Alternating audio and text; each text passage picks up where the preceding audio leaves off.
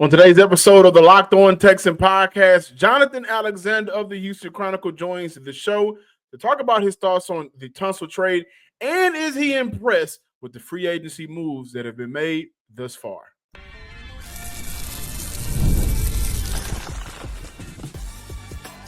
You are Locked On Texans, your daily podcast on the Houston Texans. Part of the Locked On Podcast Network, your team every day. Battle Red Nation, welcome to this Friday episode of the Locked On Texans Podcast, your team every day. I'm John Hickman. That's Jonathan Alexander of the Houston Chronicle.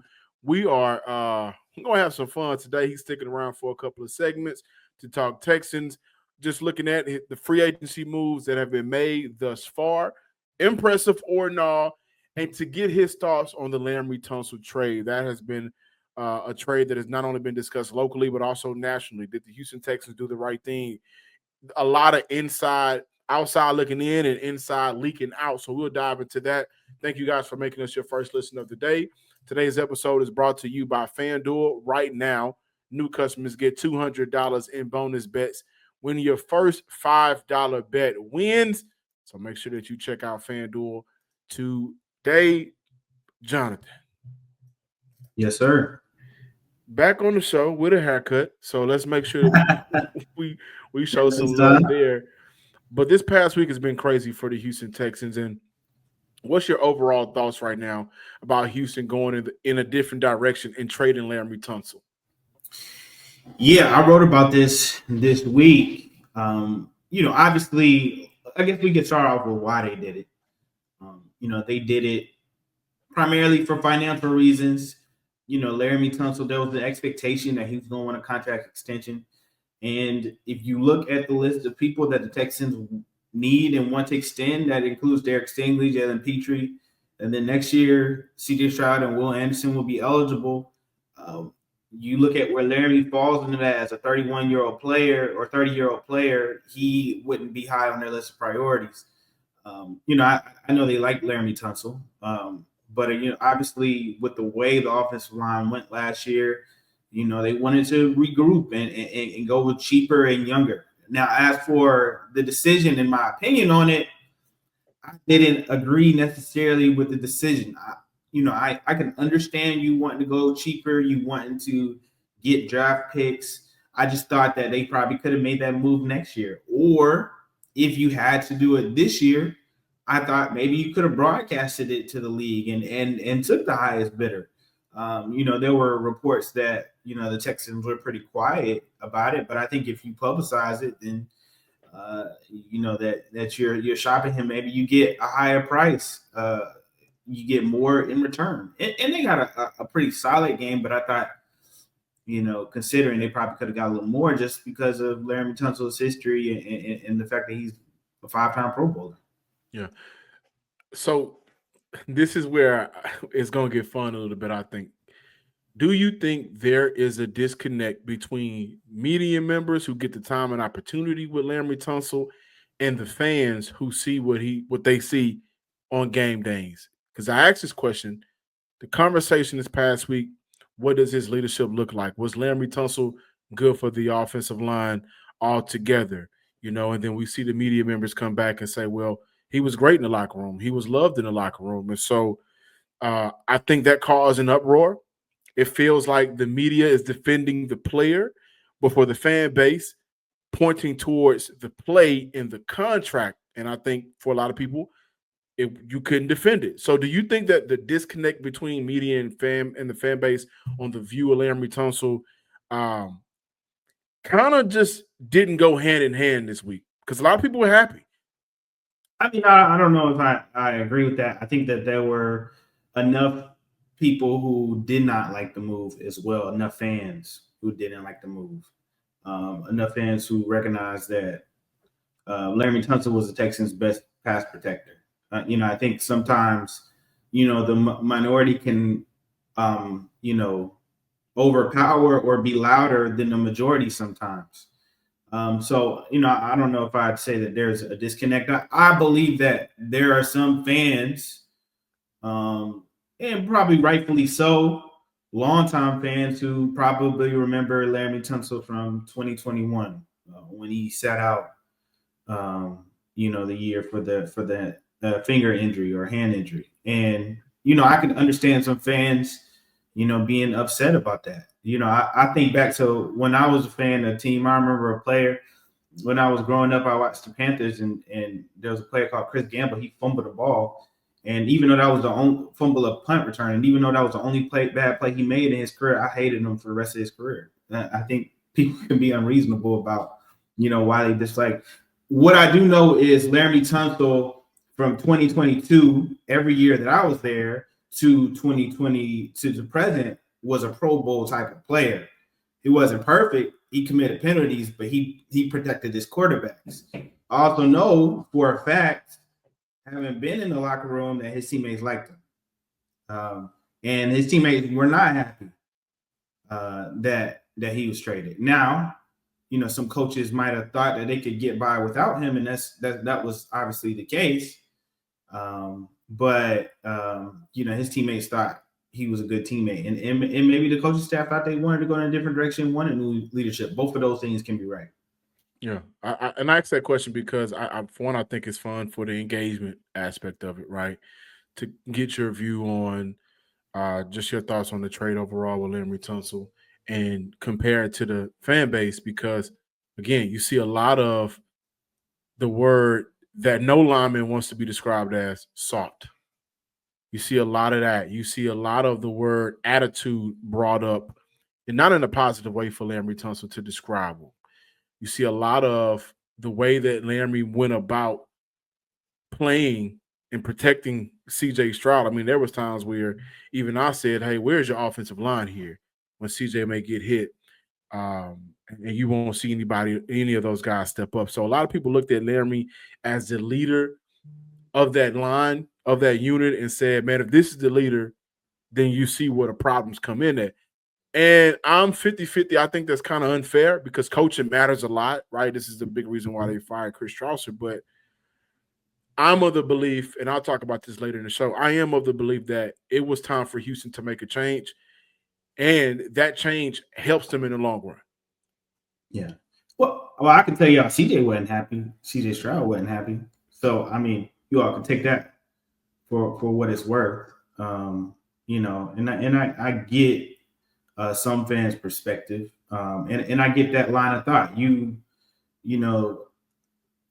I think historically, fans and media members have praised, offensive linemen who come to the defense of their quarterbacks whenever things happen. Those guys are celebrated, and you didn't see a lot of that from LT, but I didn't think that says anything about whether he cares about his position or whether he cares about his teammates. I think he does. I think maybe he's just not a fighter, to be honest with you. And or maybe he thought the situation wasn't serious.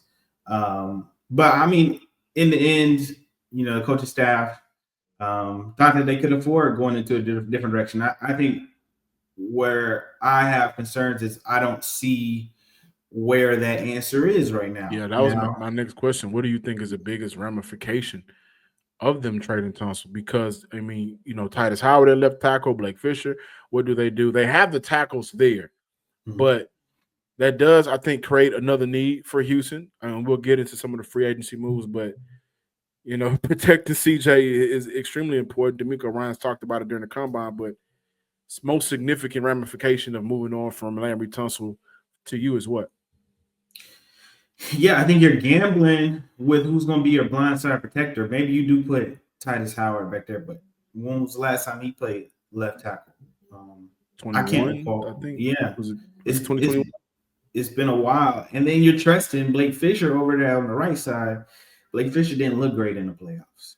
I mean, he had some moments in the regular season, but when he was one-on-one against Chris Jones and those Chiefs, he kind of got exposed. So I think the Texans are doing the same thing they did last year in gambling that these players will be great. Like they gambled on Kenyon Green, and he was not. Now, having said that, they will have a new offensive line coach, which could make a huge difference. You have a new offense, which could make a huge difference. And maybe the Texans coaching staff believes, we haven't had the opportunity to speak to them since the trade, but maybe they believe that all of this will solve this. But I think it's a huge concern, and it's one that I think needs answering for sure. Yeah, when we come back, I want to ask you about the free agency moves thus far, but I do want to follow up that question with your response of, the new coaching staff, new OC, new offensive line coach, and just to get your thoughts on what do you think the best plan of action is going to be to kind of make up for losing Laremy Tunsil. So we got more Locked On Texans free agency talk on the other side. March Madness is here. Y'all know what that means. FanDuel is giving you a chance to get in on the action and the chaos, and they're doing it like never before. Right now, new customers can get $200 in bonus bets when your first $5 bet wins. That's $200 extra bucks to use on everything from buzzer beaters to the Cinderella stories, and even who's cutting down the nets when it's all said and done. I've got my eyes on a few underdogs this year, and FanDuel makes it easy to get back in on the action with spreads, totals, and game props. With the tournament games happening almost every day, there's always something exciting to bet on. The FanDuel app is simple to use, and when I win, get paid instantly. Ain't no waiting around. So visit FanDuel.com to get in on the college hoops action all tournament long. That's FanDuel.com.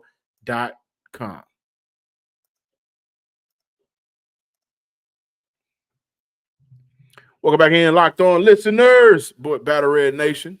So glad to be back with you guys. So the coaching staff right now, shake up in the offseason. No more Bobby Slowick, no more Chris Strausser. Insert Nick Caley, insert Cole Popovich to get the promotion. From behind the scenes, what I was told, hey, they feel like they can get the most out of, I would say, a much more scrappier line. Also considering Titus Howard won't be a top paid guard. He'll now be, I think, a top 13 paid tackle. So there's no reset in the market. They can work with that. But without us even getting to practice or training camp, do you feel like, hey, moving forward, they have a plan? Maybe we shouldn't be so quick to react to the trade right now. Excuse me. No, heck no. You always should hold those people in power accountable, and always question what moves they make until you see the product on the field. Obviously, Nick Caserio and the staff haven't had a ton of success with the offensive linemen that they've had. So you have to. I mean, there's nothing wrong with holding their feet to the fire and demanding that they give you all the best as fans. I don't see anything wrong with it. I don't think you could just blindly trust somebody. And right now, what we've seen on paper is the group that they have right now wouldn't be a successful offensive line just based on their history. So you can't just assume that all of a sudden, just because they got a new coaching staff, that they're going to be better. I think you have to add more talent. And I think that's what the Texans will end up doing in the draft. I think they'll go heavy offensive line in the draft to help supplement. I don't think what you see now is what we'll see on the field. I like the fact that the Texans haven't really paid top dollar for an O-lineman this free agency so far. That wasn't a top O-lineman. So, you look at the guys that they brought in, 1-year deals with Tomlinson, traded for Ed Ingram, who I see a clip floating around and got Texas fans excited. I'm here to tell you guys, Ingram is not the greatest. He's going to be a work in progress. But there'll be some competition at the guard spots. That does leave room for Houston to address that guard position in the draft. Nobody is making over $7 million per year. Gives Houston room to move on from some players after the camp. But what's been your favorite free agency move so far? I think my favorite free agency move was the trading Kenyon Green and getting C.J. Gardner-Johnson. I think you get an elite type of talent in that safety. You get something back for Kenyon Green, who obviously was not going to play next year, has not had success in his first 3 years. He and Ed Ingram are very similar type of players, but they've struggled. So I liked that move the best. I think the move I've liked the least is probably trading Tunsil without having a legitimate plan. And maybe they will draft a tackle that will succeed their expectations. But favorite move was definitely C.J. Gardner-Johnson, because I think he enhances your defense. I think their defense is going to continue to flourish if they can stay healthy. Yeah, most underrated move of free agency so far. And why is it KC Hill? Just playing. Yeah, That's a good pickup, by the way. Yeah. I think the most underrated move I think was, if I'm being honest, is probably re-signing a lot of the guys on your defensive line, bringing back Mario Edwards, bringing back Derek Barnett, who had his best year as a Texan, one of his best years of his career. I think bringing back that band back in that defensive line that was really good and continuing that continuity, and they'll probably add a defensive tackle in the draft somewhere along the way because this draft is deep with them. Yeah. And I thought that was probably the most underrated move that they made so far. Yeah, Darrell Taylor was a move that I did like a lot, though. I mean, the last 2 seasons, I think maybe 15 sacks or something along those lines. He's a guy that can come in and just thrive under D'Amico's defense. I mean, Coach Rod Wright does a very good job of coaching those guys up front. And when you have a unit that features Will Anderson, Danielle Hunter, everybody else can just kind of fall into play. Have you been impressed with the overall moves, or do you kind of feel like, it's lukewarm? Are you warm about it, or? I mean, they haven't made a ton of moves in the first week, and this was kind of expected. You know, they didn't have a ton of money when they began free agency. They had always planned to be really aggressive, probably in the second wave of free agency. I think you'll probably see more moves in the second wave after those prices kind of drop down. But it's a gamble anytime you do that. You're betting on guys who didn't perform well last year or who got injured last year. You're betting on them to outperform their contracts. I've been a little bit underwhelmed because I thought when they traded Laremy Tunsil, they opened up a lot of cap space to sign one of the better guards in free agency. But I think it also showed that Nick Caserio didn't want to overpay for a guard. And I think some of those guards there did get a little bit overpaid.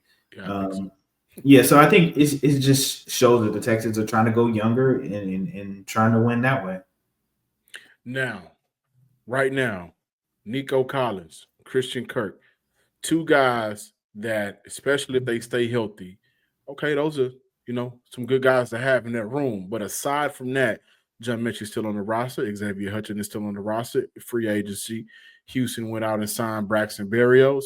Houston also signed Justin Watson, who for the longest I thought he was like the 3rd tight end for Kansas City. Not overwhelming at all. Very underwhelming. You mentioned the second wave of free agency. Is that still an area where we could see Houston go out there and spend some money to not necessarily get a name in the building, but a player of production?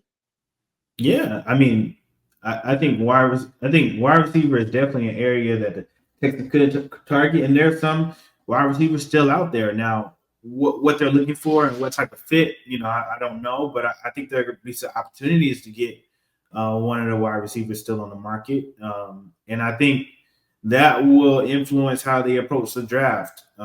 If they get a wide receiver that they believe can be a true number 2 or play on the outside, then they don't necessarily have to go super high in the draft for a wide receiver. And I don't think this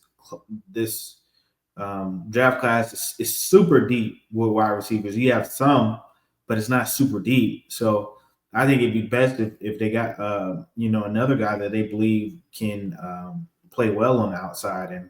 But I think you'll see them make more moves in the second wave free agency. Any guys out there at their wide receiver position that you like for Houston? That I like? Let me see. I know Cooper Kupp is out there. It might be hard to bring Stephon Diggs back, but I don't think it's totally out of the question. Seeing as that he hasn't signed with anyone. Who else is out there? Off the top of my head, I can't think who's out there wide receiver market. Elijah Moore, he's out there. Yeah, Elijah Moore is out there. Honestly, I think right now, among the guys who are still free agents, there are probably a lot of guys who you can get that would be upgrades with kind of what they kind of already have right now. So let me see. I'm looking right now. Amari Cooper is the option. Keenan Allen, obviously, they wanted him a couple years ago. Actually, it's not so much, to be honest with you. So I think those few players can give you something, and then If you can't get Nelson Aguilar as well, if you can't get one of those guys, then maybe you do focus on DJ Chark. Maybe you do focus on the draft. Yeah. Thank you, Jonathan, for stopping by the Locked On Texan podcast. Before you leave, two things. Let everybody know where they can get a haircut since you got one today. But more importantly, where can everybody find all of your amazing work for the Chronicle? Yeah, you can find my work at HoustonChronicle.com /sports/Texans, or you can just follow my X account, JONM Alexander. It's the same for Instagram, but with an underscore at the end. And also Blueski is similar. So yeah, find all my work there. And I appreciate y'all having me on and locking in with me. Thank you very much, man. Until next time, we'll see you soon, brother. See you. Hey, Texas fans, you ever check your bank account and wonder, where did all my money go? Between dining out, online shopping, we know them Amazon accounts coming to your door, and entertainment, it's easy to lose track. And that's where Monarch Money comes in, your personal CFO, giving you full visibility and control over your finances. Monarch Money isn't just a budgeting app. No. It's a complete financial command center. You can track all of your accounts, investments, and spending all in one place, so you stop just managing your money and start building wealth. When I started using Monarch, listen, man, I realized just how much I was spending on food delivery. Now I budget smarter, I move smarter, I save more. Manage your money with your partner is smoother than ever. You can track shared and personal accounts, set goals, and stay on the same page without the stress. So this is what Locked On is doing for y'all, man. Take control of your finances with Monarch Money. Hey, listen, use promo code LOCKEDONNFL at monarchmoney.com for 50% off your first year. That's monarchmoney.com, code LOCKEDONNFL for half off your first year.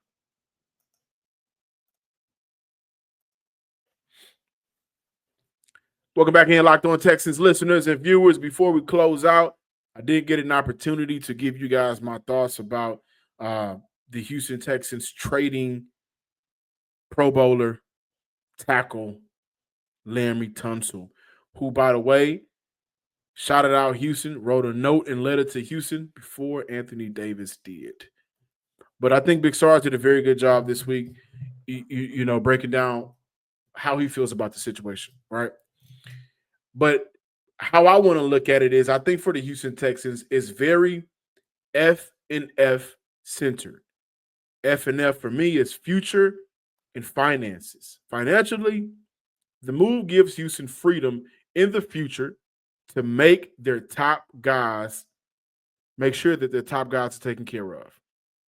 Laremy Tunsil would have been a unrestricted free agent 2027. We know that he was going to want to re-up. And we also know, based on what we've learned about Laremy Tunsil, who is one of the better pass protectors in the NFL, he was going to want to be paid top dollar. In the past, the Houston Texans could afford that. You was blocking for Davis Mills, who's not going to be a future quarterback, right? On the opposite side, there wasn't a star defensive lineman who was going to need to be paid. And by the way, Myles Garrett just completely changed everything with what the Cleveland Browns was able to do to get him to retain, right? At the time, Steven Nelson was your top dog, and then you had Derek Stingley on a rookie contract. So when the last couple of times Laremy Tunsil got paid, you got to look at the state of the franchise. The state of the franchise was in a very poor place. Facts. Now, within the last 2 years, that has shifted. You see the Houston Texans on a lot of people watch out boards. Watch out. You know, they make some moves and they upgrade. Watch out. They could really make a play at an AFC conference game, championship game, Watch out. Things are different, and Houston cannot afford him past 2027. And for Houston financially, if you know that, let's go ahead and move on now. Because you don't want to just lose out on a top 10 tackle in the NFL. That would be completely idiotic. You don't want to do that. Also, listen, DeMeco Ryans has not been definite about what he's looking for. So I'll get to that, the other F. But for Houston, get picks back. Create space for yourself this year because you're desperately going to need to do that, in which they were able to save, I think, what, $12 million, $13 million to give yourself some breathing room for 2025, but more so breathing room for the next 2 years. Because you got players coming up soon that are going to want to get paid. Now, the other F, future. What is that? What is the future? Well, this moves, again, the future, making sure that the top guys that are going to have to be paid soon are able to be paid and stay in Houston. Derek Stingley's number one. Jalen Peters a guy that I could think of immediately that needs to be paid. And then C.J. Stroud in that 23 class, those guys are going to want to get paid.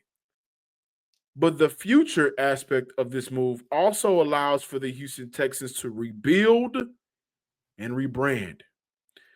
Again, DeMeco Ryans has been the total opposite of definite when it comes to, he's not shy about what he wants, right? DeMeco Ryans said at the combine, toughness, grit, nastiness. That's how he described the offensive line that he wants.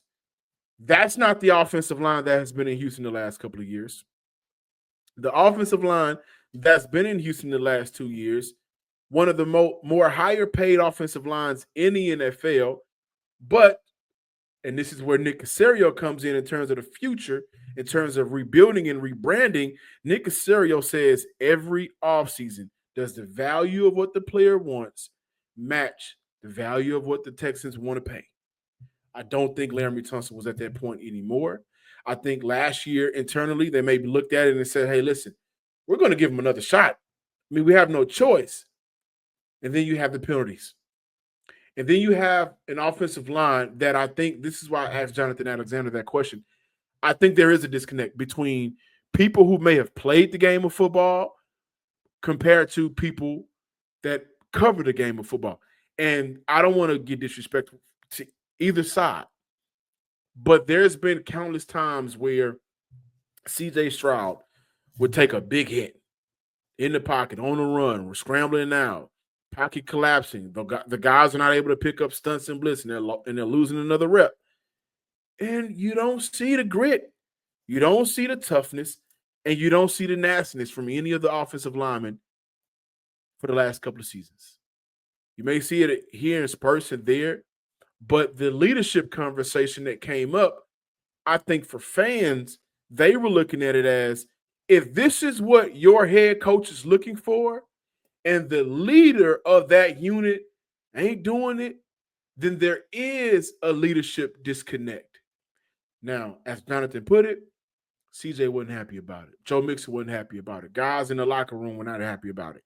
And that's just, those are his guys. They're not going to be happy about it. But DeMeco has done a very good job, if you listen, to saying the things that he really wants to see done. And which is why we brought up here on this show, me and Sarge talked about the Jahmyr Gibbs comment. They got an extra pick back this year. They could go high-value running back earlier in the draft than what most people expected. And Cam Scatterbo ain't the question. I mean, he ain't the answer. Let me just put that out there right now. I don't think that there's Jahmyr Gibbs, but there's a couple of running backs. Jaden Blue ran a what? Give you that speed that can be a change in tempo for this offense. So to get back to Laremy Tunsil, again, offensive line, one of the worst units in the NFL from a pass blocking perspective, from a run blocking perspective, from an attitude, play style, not personal in their life, play style, attitude perspective, one of the worst in the NFL. We all saw it. And it's the perfect time for the Houston Texans to rebuild and rebrand. I think that's the best way to look at it, because what you've been paying for, you've been getting shorted on your services. And I think that's where nobody can really dispute.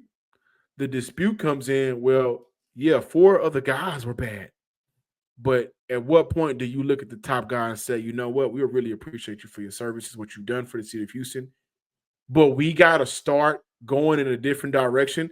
And by the way, I don't think it's ironic that this is happening when we see Nick Haley and Cole Popovich. If they thought otherwise, Laremy Tunsil, I don't think, would have been traded. Now, this is some of the information that I was able to find out about the trade regarding Houston moving on from Laremy Tunsil.